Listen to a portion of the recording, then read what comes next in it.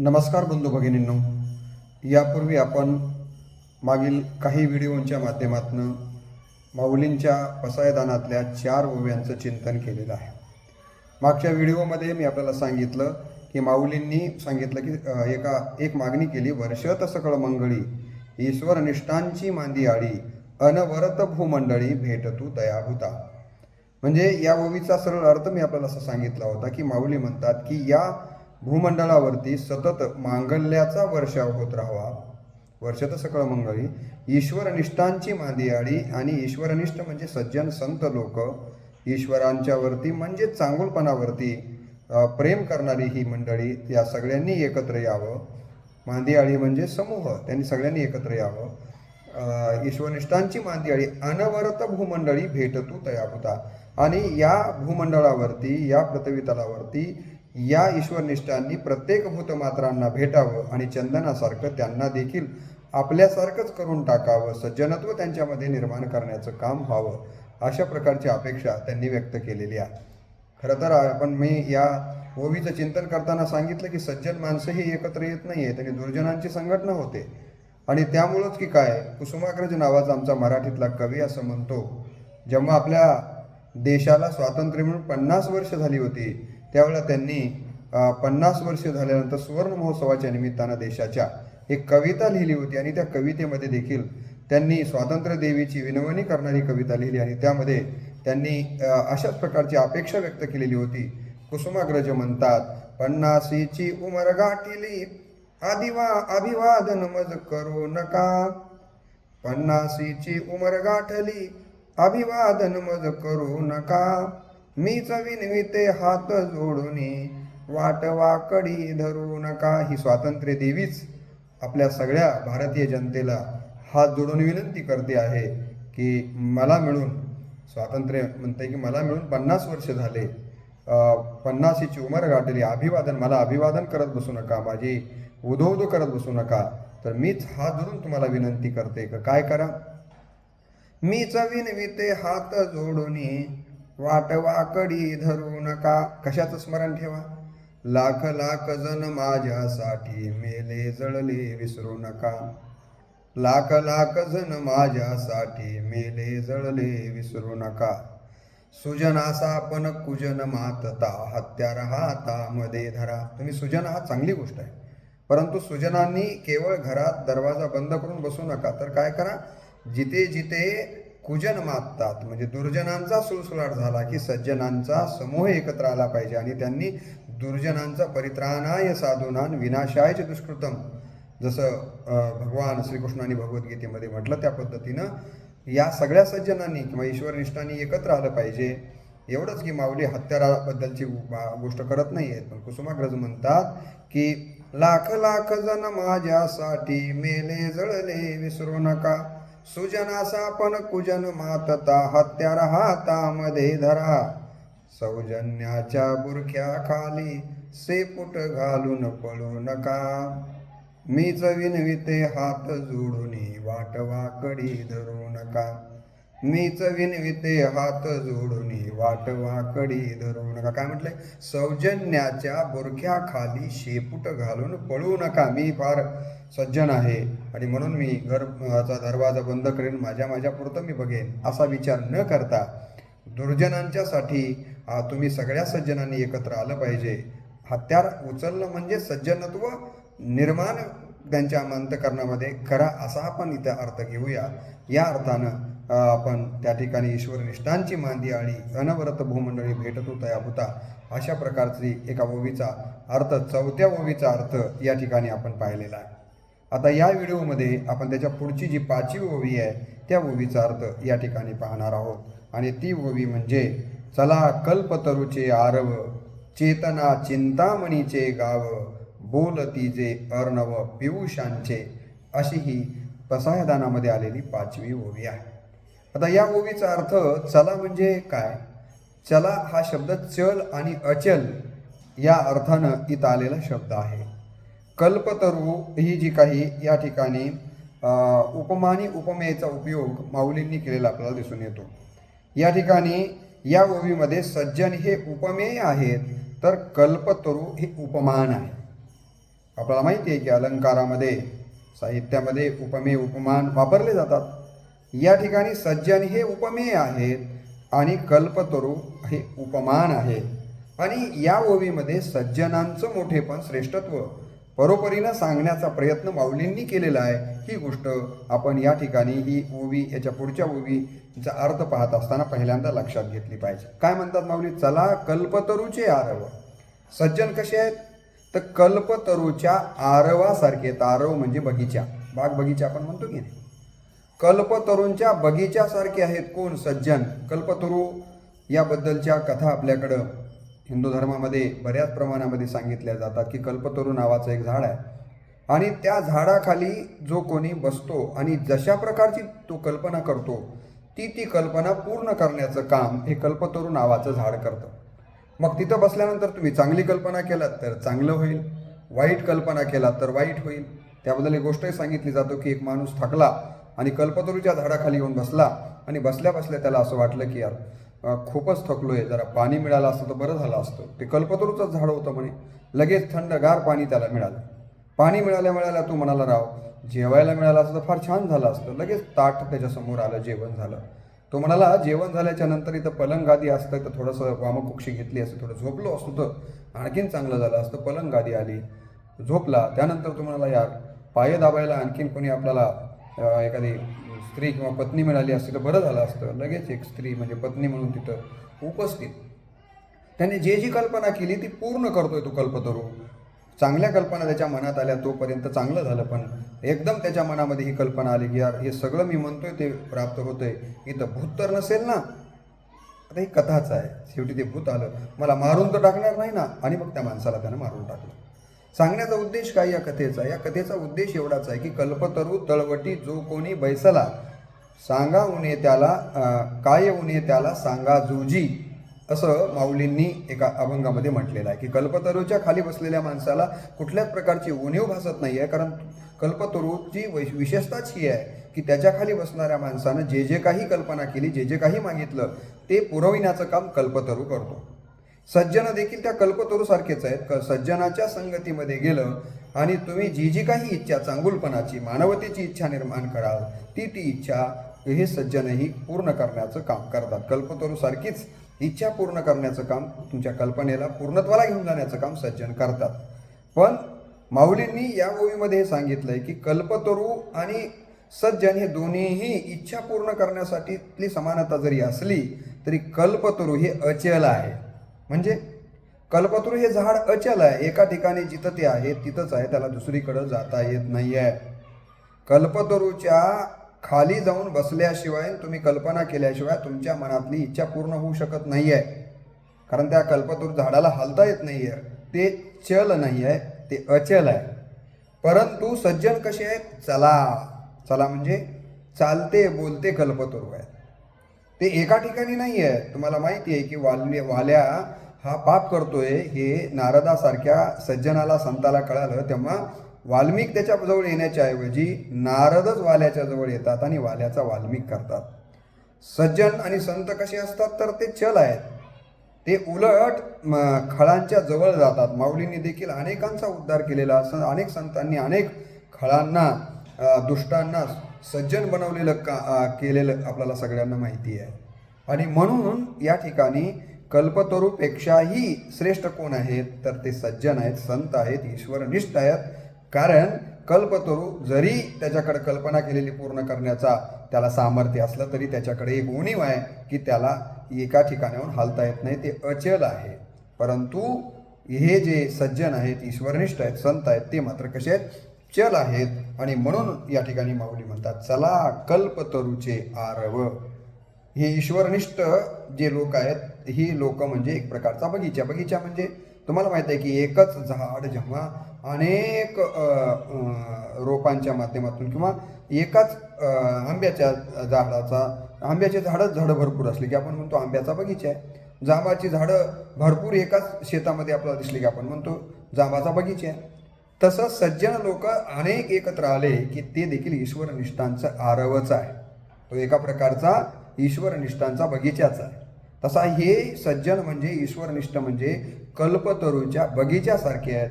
एवढंच की कल्पतरूचा जो काही बगीचा आहे त्याला एका जागावरून हलता येत नाही, त्याची उणीव आहे.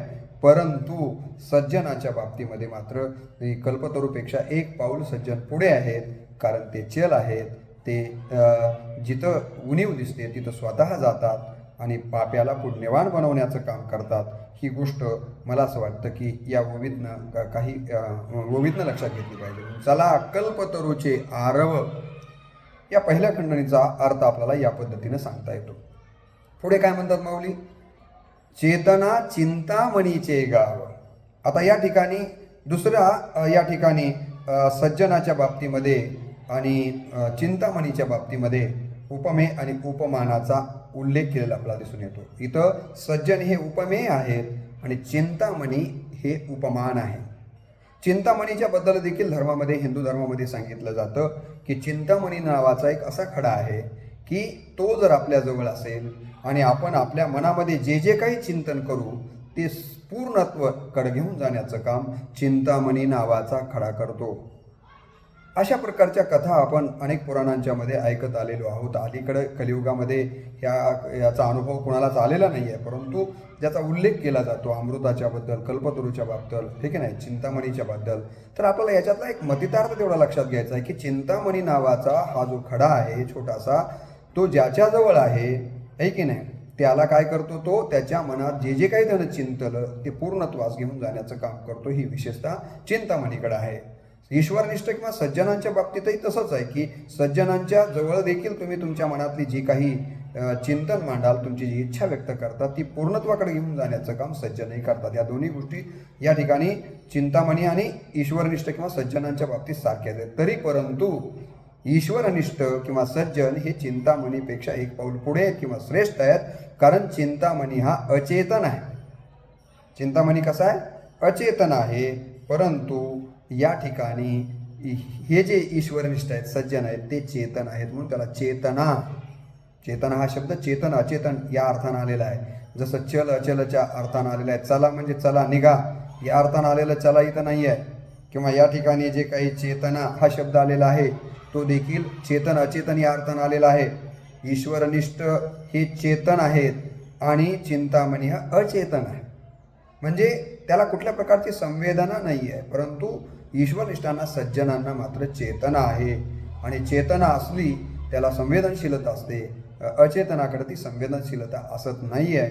आणि म्हणून या ठिकाणी तुम्हाला माहिती आहे की हे जे कोण चिंतामणी जे आहेत ते चिंतामणी कसे आहेत तर अचेतन आहेत. या प्रकारचा विचार चेतना चिंतामणीचे गाव या ठिकाणी गावचे गाव म्हटलेलं आहे. इथं बघा, जसं कल्पतरूचा आरव म्हटलं, कल्पतरूचा बगीचा म्हटलं, तसं हे चिंतामणीचं गाव आहेत. कोण? हे ईश्वरनिष्ठ, हे सज्जन म्हणजे चिंतामणीच्या गावासारखे आहेत. एक चिंतामणी कित्येक हजार लोकांची चिंतिलेली गोष्ट पूर्ण करतात.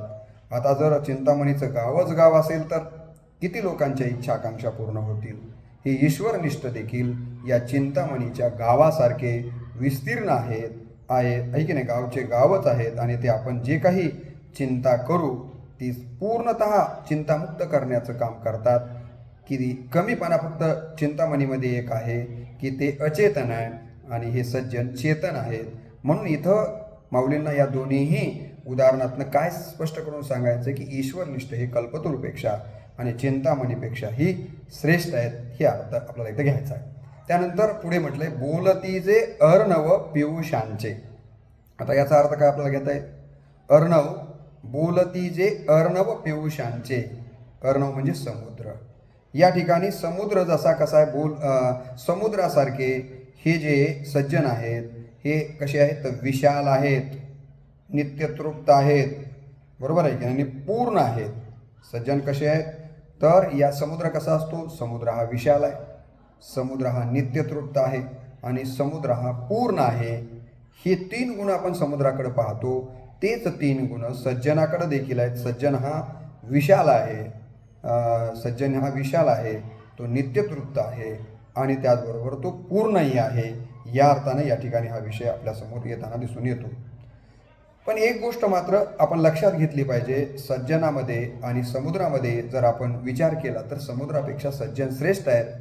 कारण समुद्रामध्ये इतकं विशालपण आहे, खूप पाणी आहे, परंतु ते पाणी कुणाची तहान भागू शकत नाही. भागू शकतं का?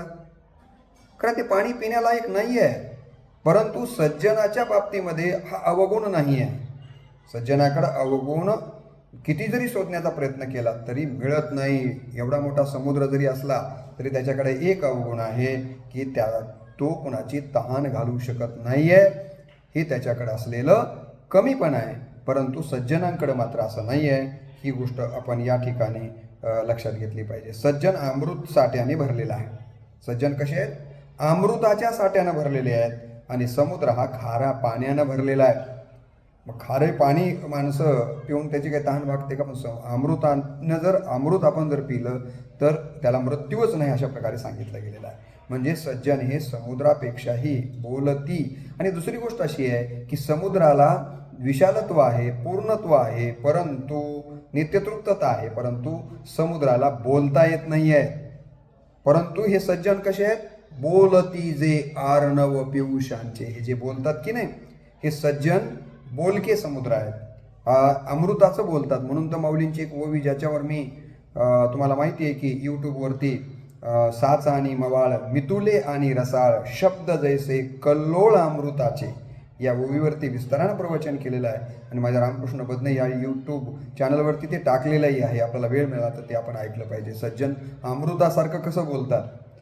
हे समुद्रामध्ये त्याला बोलता येत नाही आहे, त्याच्यात खारटपणा आहे, हे अवगुण आहेत. तर सज्जनाला बोलता येतं आणि अमृतासारखं तो अमरत्व देणारं बोलतो, साच बोलतो, मितुले रसाळ शब्द जैसे कल्लोळ अमृताचे. असं हे सज्जनत्वाकडं गुण आपल्याला पाहायला मिळतात. म्हणून बोलती जे अर्णव पियुषांचे. लक्षात आलं का? अमृतासारखं जे बोलतात आणि समुद्राला बोलता येत नाही, त्याच्याकडं त्याला तहान भागवता येत नाही आहे, ही अवगुण समुद्राकडे आपल्याला दिसतात. ते अवगुण आपल्याला सज्जनाकडे दिसत नाही आहेत. ही गोष्ट इथं लक्षात घेतली पाहिजे. अमृत जरी श्रेष्ठ असलं तरी अमृताला देखील बोलता येत नाही आहे. अमृताबद्दल जरी तुलना केली सज्जनाची तरी अमृताला बोलता येतं का? अमृताला बोलता येत नाही आहे. पण सज्जनांना अमृतासारखं एखाद्या दुष्टाला, दुर्जनाला अमरही करता येतं. तुम्हाला पुराणामध्ये कितीतरी उदाहरणं देता येतील. यांचंच बघा ना की कितीतरी उदाहरणं अशी आहेत. वाल्याचं उदाहरण मी तुम्हाला सांगितलं. कितीतरी अशी उदाहरणं आहेत. आता ज्यांनी ज्ञानेश्वरीचं लेखन केलं ते सच्चिदानंद बाबा, तुम्हाला माहीत असतील की मेलेला माणूस जिवंत करून त्याला ज्ञानेश्वरी लिहायला लावलेली आहे. अशा कितीतरी उदाहरणं आहेत की जे दुष्ट होते त्यांना सुष्ट बनवण्याचं काम कोणा केलेलं आहे? सज्जनांनी केले. एका अर्थाने मरावे परी कीर्ती रूपे उरावे असं अमरत्व देण्याचं काम सज्जन करतात. असा आपल्याला या ठिकाणी या ओवीचा अर्थ चंद्रमेजे या ठिकाणी काय म्हटलेलं आहे की चेतना चिंतामणीचे गाव बोलती जे आर्णव पियुषांचे. असा अर्थ या ठिकाणी या ओवीचा आपल्याला घ्यायला लागतो. आणि म्हणून आता जी आपण ओवी बघितली की चला कल्पतरूचे आरव चेतना चिंतामणीचे गाव बोलती जे आर्णव पियुषांचे, म्हणजे या ठिकाणी ईश्वरनिष्ठ किंवा सज्जन संत आणि बाकीच्या कल्पतरूची, चिंतामणीची, अमृताची, समुद्राची तुलना एकमेका उपमान मी तुम्हाला सांगितल्याप्रमाणे यांची तुलना करून तुलनेतनं माऊलींना हे सांगायचं आहे की या सगळ्यांच्यापेक्षा कोण श्रेष्ठ आहेत? सज्जन श्रेष्ठ आहेत.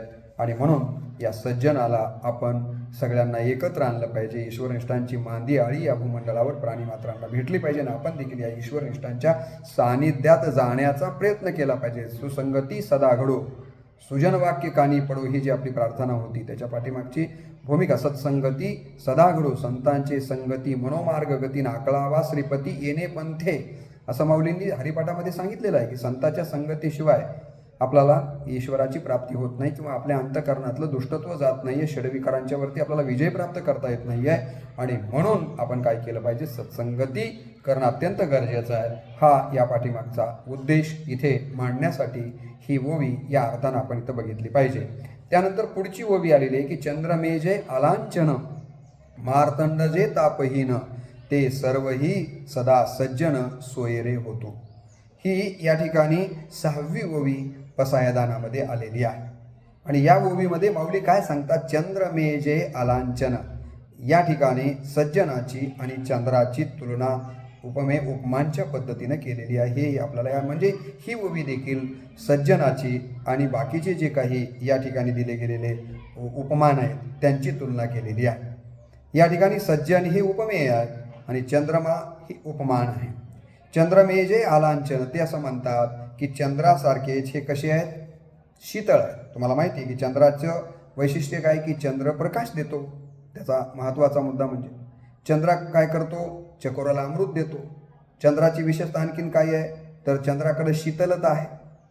या सगळे गुण कोणाकडे आहेत, चंद्राकडे आहेत. तेच गुण सज्जनांकडे देखील आहेत. सज्जनांच्या जवळ जर तुम्ही गेलात तर तुमच्या अंतःकरणाला अंतःकरण शीतळ होतं. ते ज्ञानाचा विवेकाचा प्रकाश आपल्याला दाखवतात, जीवनाचा पथप्रदर्शन करतात, म्हणजेच जीवन उजळून टाकण्याचं काम करतात. म्हणजे सज्जनांच्या जवळ प्रकाशही आहे, सज्जनांच्या जवळ शीतळताही आहे, सज्जनांच्या जवळ बोलण्यातलं देखील अमृत अमर करण्याची जी काही अमृतातली गुणविशेषता आहे ती देखील त्यांच्याकडे आहे. म्हणून चंद्र आणि चंद्राकडल्या ज्या ज्या काही विशेषता आहेत त्या सगळ्या विशेषता आपल्याला कुणाकडे दिसतात, सज्जनाकडे दिसतात. परंतु सज्जन चंद्रापेक्षा एक पाऊल पुढे आहेत. कसं काय तर माऊली म्हणतात चंद्रमेजे आलांछन, अलांछन आणि लांछन. चंद्राला डाग लागलेला आहे, चंद्राच्या चारित्र्यावर डाग आहे. चंद्र पडले भग, इंद्र झाला काळा आणि नारद चुकला चाळा भजनाचा, अशी संतांनी स्पष्ट लिहून ठेवलेलं आहे. तुम्हाला माहिती आहे की चंद्राला डाग लागलेला आहे, चंद्राच्या चारित्र्यावर शिंतोड उडलेले आहेत.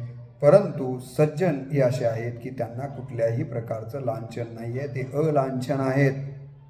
चंद्रमे जे आलांछन, अलांछन म्हणजे ज्याच्या चारित्र्यावर कुठल्याही प्रकारचा डाग नाही आहे त्याला म्हणायचं अलांछन. म्हणजे याचा अर्थ लक्षात घ्या, इथं काय माऊलींना म्हणायचं ते.